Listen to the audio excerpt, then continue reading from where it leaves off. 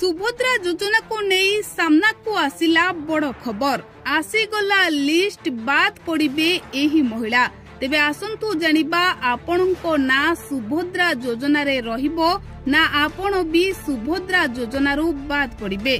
दर्शक बंधु एबे महिला माने कांदु छंती सेमानंकु आउ सुभद्रा योजना रे टंका मिलिबो नाही। तेबे केउ केउ महिला माने सुभद्रा योजना रु बाद पड़िबे आसंतु संपूर्ण खबर उपरे नजर पकाइबा। तेबे दर्शक बंधु राज्य सरकार सुभद्रा योजना माध्यम रे महिलांको वार्षिक 10,000 टंका लेखाए 2टी किस्ती रे प्रदान करुथिले हेले एबे किंतु एही महिला माने आउ सुभद्रा टंका पाई परिबे नाही कारण एपरे किछि गाइडलाइन आसीबा परे एही सुभद्रा योजना रु बाद पड़िछंती अनेक महिला। तेबे केउ केउ महिला माने सुभद्रा योजना रु बाद पड़िबे आसंतु संपूर्ण खबर उपरे नजर पकाइबा।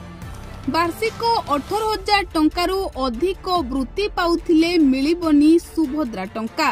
केंद्र और राज्य ठारू 18,000 रु ऊर्ध्व आर्थिक सहायता पाउथिले अयोग्य हेबे।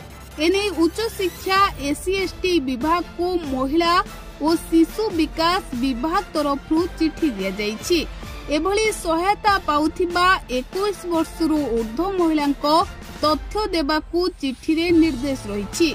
सुभद्रा नियमावली अनुसार एही योजना अधीन रे योग्य हेबा पई हिताधिकारी बयस 21 वर्ष किंबा ताठारू अधिक एवं 60 वर्षरू कम होइथिबा आवश्यक। राज्य किंबा केंद्र सरकार कोनोसी योजना अधीन रे जदि वार्षिक 18,000 टंका किंबा ताहाठारू अधिक सहायता ग्रहण करुथिबे तेबे से क्षेत्र रे संपृक्त महिला अयोग्य घोषित हेबे। एने विभाग को अनेक अभियोग मिलिछि। छात्री माननकु जो छात्रवृत्ति राशि प्रदान दिया जाउछि ताहा केवल शिक्षा संबंधी कार्य रे व्यय होउछि हेले एहाकु अतिरिक्त अर्थ सहायता भाबे हिसाब को निया जाई पारु नाही। एने विस्तृत भाबे जांच तथ्य देबाकू निर्देश दिया जाइछि।